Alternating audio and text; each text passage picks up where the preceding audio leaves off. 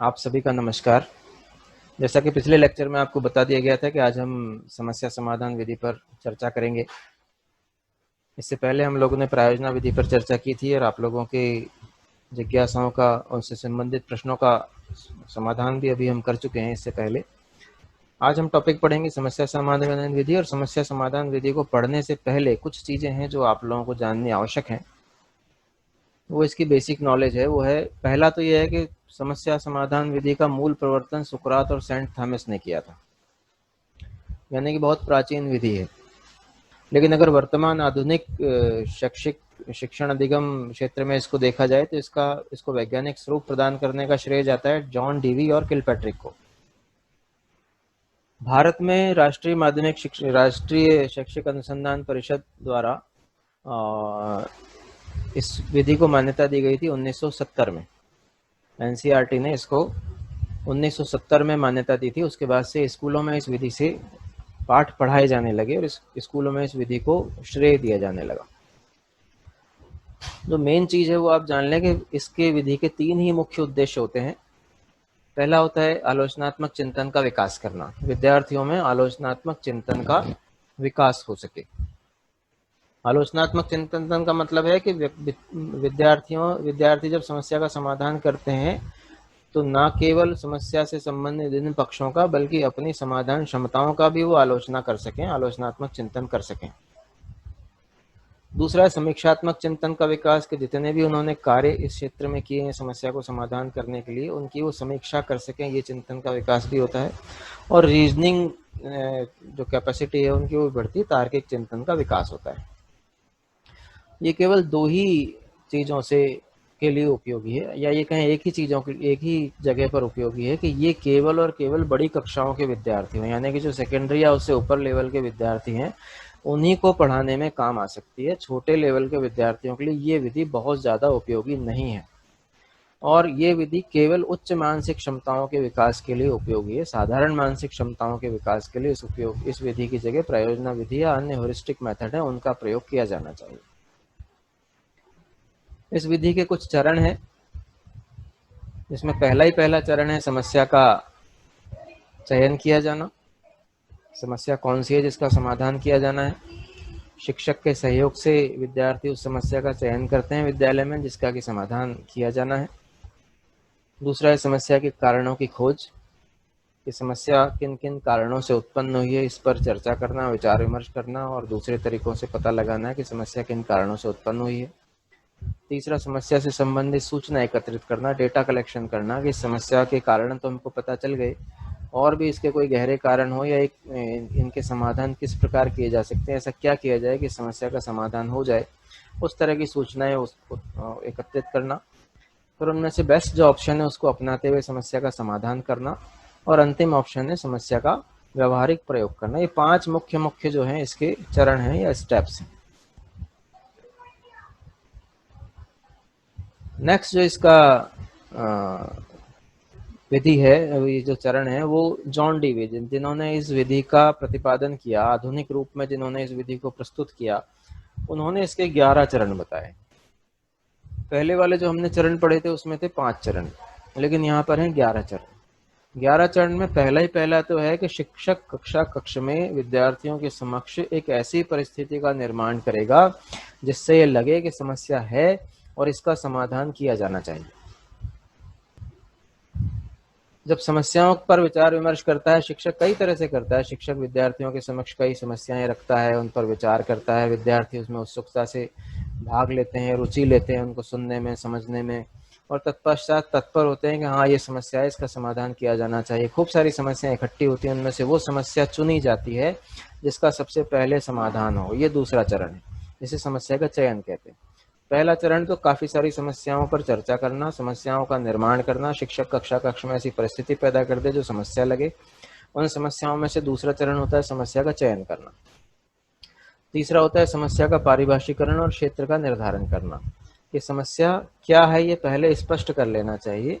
अगर समस्या ये है कि अधिकांश विद्यार्थी विद्यालय में लेट आते हैं, तो पारिभाषिकरण केवल इतना ही किया जाता है कि विद्यार्थी लेट आते हैं, अन्य कोई भी व्यक्ति लेट आता है वो समस्या की परिभाषा में नहीं आता है।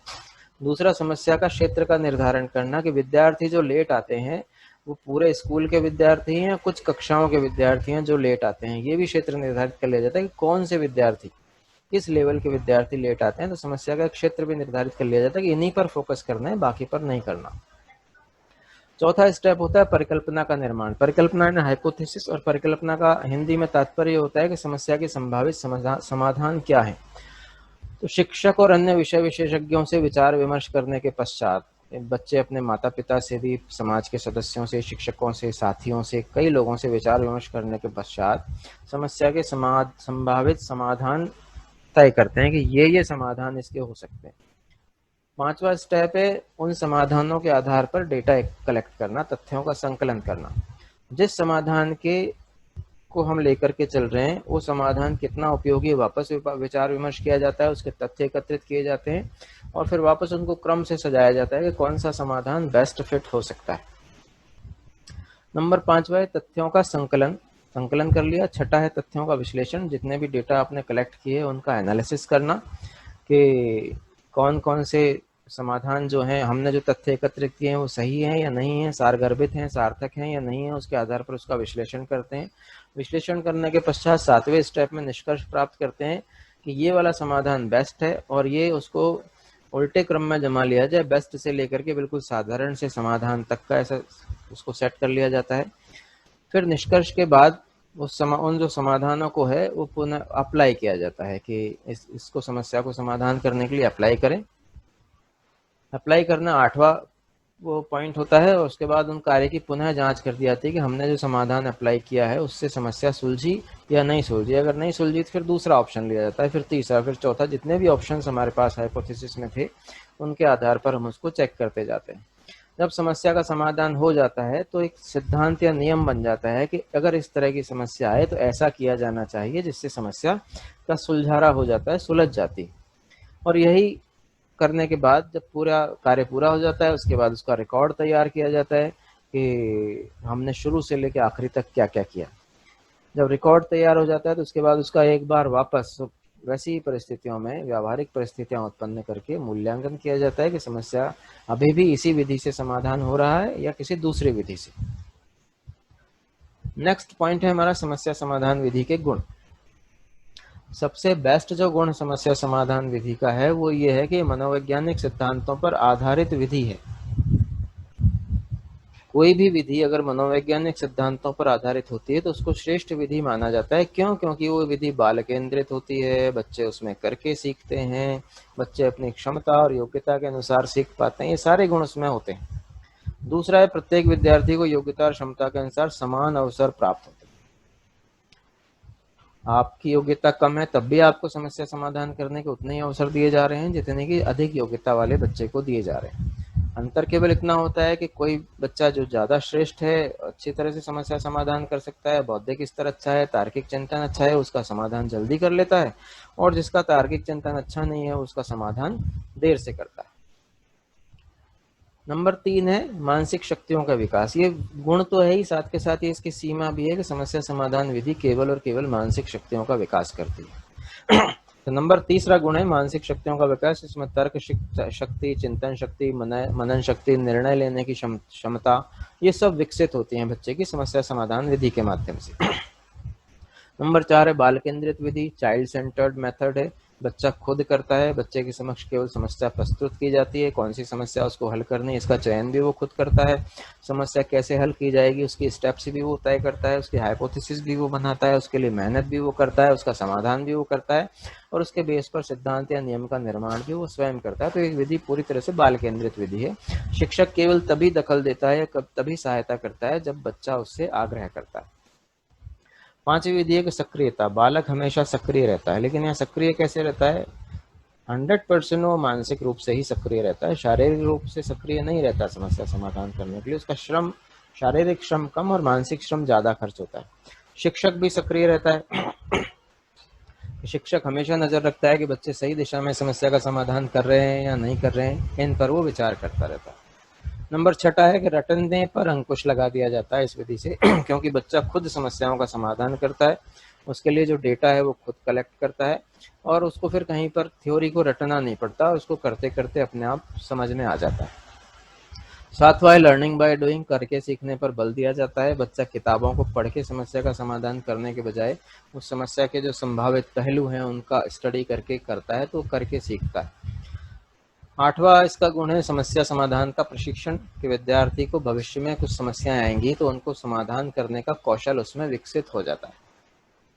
नवा है वैज्ञानिक दृष्टिकोण का विकास, बायस्ड नहीं रहता, पूर्वाग्रहों से उसको छुटकारा मिल जाता है और समस्याओं पर तार्किक चिंतन करता है, वैज्ञानिक चिंतन करता है और उसमें पूर्व वैज्ञानिक दृष्टिकोण का विकास होता है। अगला है समस्या समाधान विधि की सीमाएं। सबसे पहली सीमा तो यह है केवल बड़े बच्चों के लिए उपयोगी है, उच्च माध्यमिक या उससे ऊपर की कक्षाओं में समस्या समाधान विधि उपयोगी होती है। नंबर 2, केवल मानसिक सक्रियता पर ही इसमें बल दिया जाता है, इसके अलावा कोई दूसरी सक्रियता नहीं होती, यानी उच्च मानसिक क्षमताओं का ही इसमें विकास होता है, बाकी शारीरिक क्षमताएं और जो दूसरे हम विकास के आयाम देखते हैं उनका विकास नहीं होता है। नंबर 3 है व्यक्तित्व के अन्य पक्षों पर ध्यान नहीं दिया जाता, केवल मानसिक पक्षों पर ही ध्यान दिया जाता है। नंबर 4 है प्रतिभाशाली विद्यार्थी उन्हीं के लिए उपयोगी है वो समस्याओं का जल्दी से समाधान करके प्रस्तुत कर देते हैं, टीचर चैप्टर को क्लोज कर देता है, और जो प्रतिभाशाली विद्यार्थी नहीं होते हैं वो मेहनत ही करते रहते हैं समस्या का समाधान करने के लिए। नंबर 5 है समय श्रम का अधिक व्यय खर्च होता है, कि बच्चा जब समस्या का समाधान करता है उसका समय बहुत ज़्यादा खर्च होता है, श्रम भी बहुत खर्च होता है, उसको बहुत सारा चिंतन ही करते रहना पड़ता है, उसी समस्या को सोचता रहता है, जिसके कारण वो दूसरे सब्जेक्ट्स पर ध्यान नहीं दे पाता। नंबर 6, समाधान विश्वसनीय और वैध नहीं होते हैं इसके, कि आज विद्यालय परिस्थितियों में समस्याएं उत्पन्न की जाती हैं तो उनका समाधान उसी लेवल पर होता है, व्यावहारिक जीवन में उनका उपयोग किया जाए ये संभव नहीं है और वो इतना रिलायबल भी नहीं होते, सार्वजनिक जीवन में उनका प्रयोग नहीं किया जा सकता। तो यहाँ तक हमारा आज का समस्या समाधान विधि का टॉपिक था और आपको इससे संबंधित